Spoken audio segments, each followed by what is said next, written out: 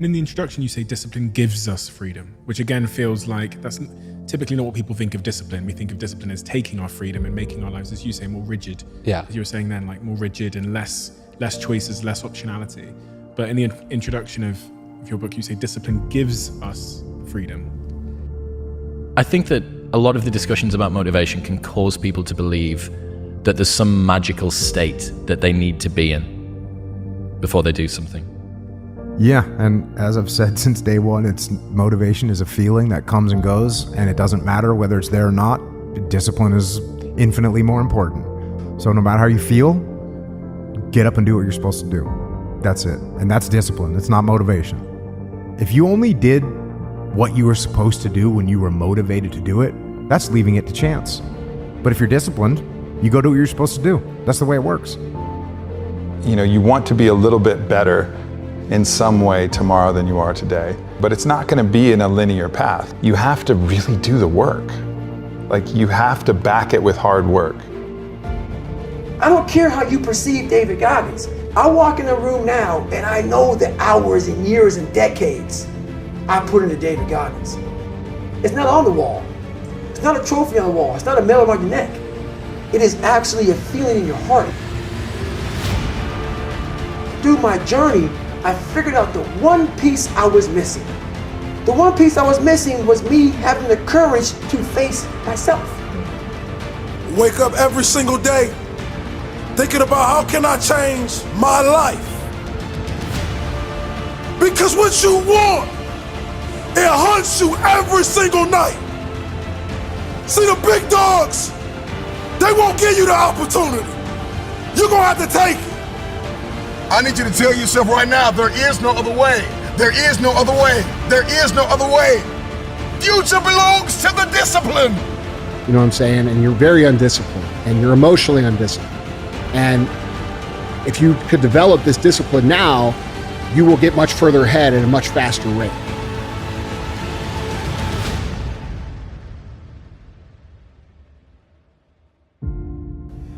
We want to talk so soft to ourselves. We're looking for that recovery day. And that recovery day is everything in your life. Everything in your life is a recovery day. We're looking for it. It's not coming. It's not coming. Mm-hmm. Get over that recovery day.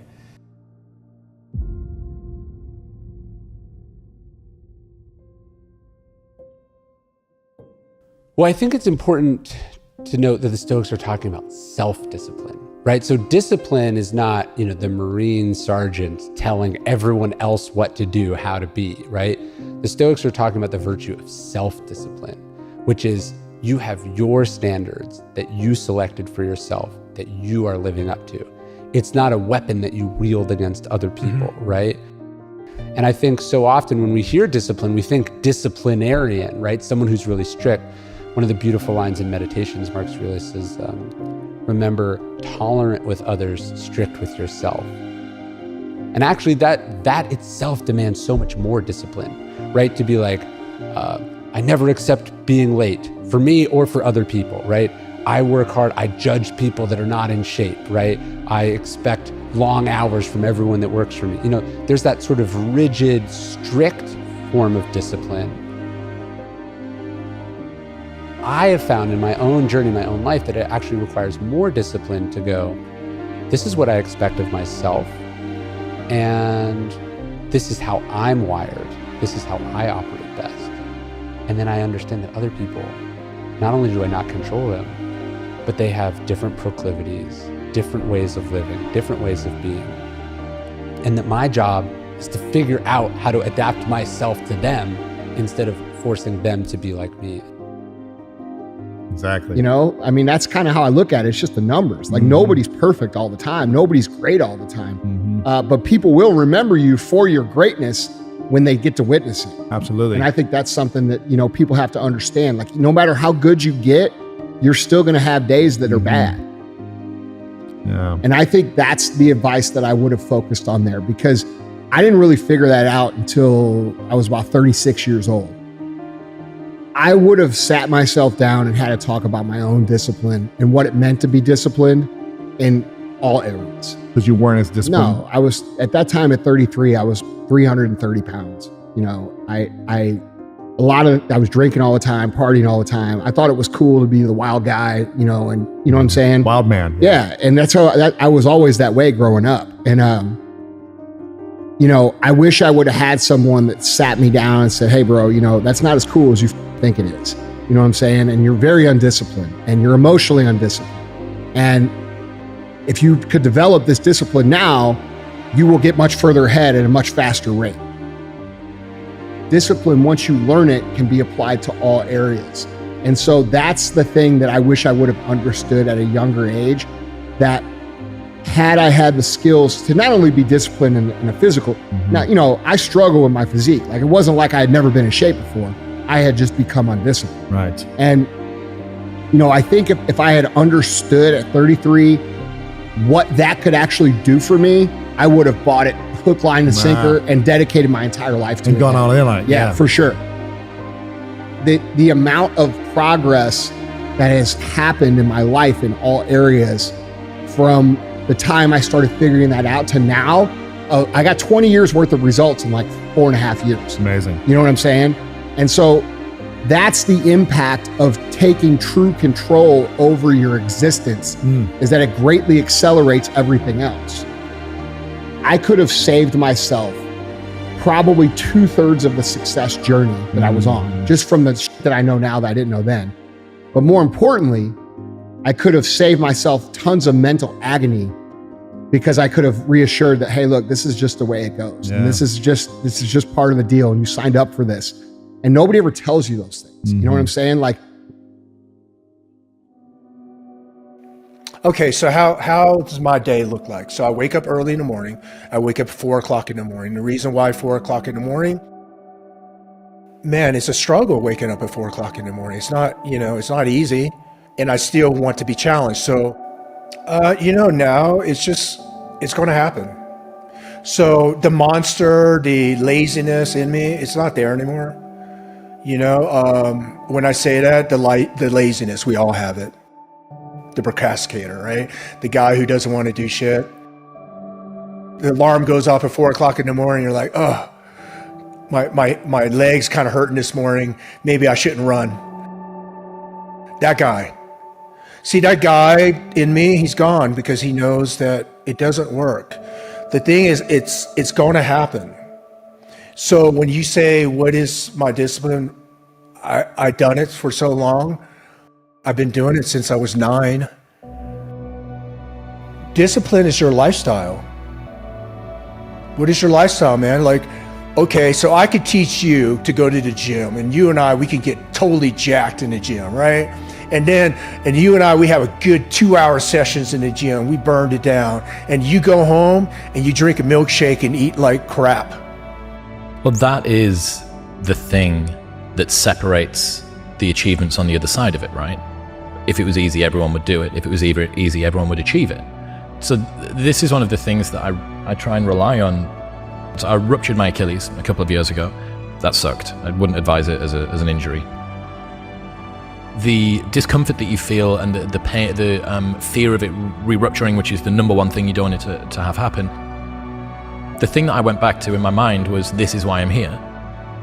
The discomfort that I was feeling, the effort, the pain, the sweat, this is why you're here, was the reminder. It's like, look, this is the reason why the re-rupture rate is 5 to 10%, because people don't want to do this thing. People don't want to do the thing because it hurts, because it takes half an hour every single day for nearly 12 months. It's a full 12-month recovery. That's why. This is why you're here. And I think that you're right. I think that the selection is, people deep down know that picking up heavy things physically, psychologically, existentially, culturally is good for us. And I think that that's why it's attractive. Life is one big mind game. And you're playing it with yourself. Is it true? I don't care. It got me through the hardest training, starting out broken. Where most people quit, I had just started. Wow. And when you take that mindset and you learn to flip that around, that's what made me powerful. God put me in a very interesting spot of life where he made hell my teacher. He made hell my teacher. And a lot of people don't understand that. So I'm trying to give people a different thought process of life where failure, hell, disappointment, discomfort is a great learning tool. And many people don't understand that. And a lot of people won't even understand this interview when we get done with it. But it's these few moments in life that you have. Like for me, I always talk about it. Rocky 1, round 14. That 1 2-minute and 13-second clip of Rocky getting up when Apollo knocked him down. That one clip, when I was going through a very bad time in my life, I saw what I wanted to be. And it wasn't a guy that won. It wasn't a guy that won everything he did. It was a guy that kept getting up after being knocked down. So I realized if that 2 minutes and 13 seconds changed my life, that's all it was. I saw something that I needed to be in the world I was living in. Millions of people live in a very comfortable place, that's fine. Don't listen to me. A lot of people are looking for that 2 minutes and 13 seconds. So again, I would love to be able to, give you this profound anchor that people need to have. But it's like, oh, do you want to do this or not? Do you actually want to do this or not? Because if you actually want to do it, what's going to stop you? Nothing.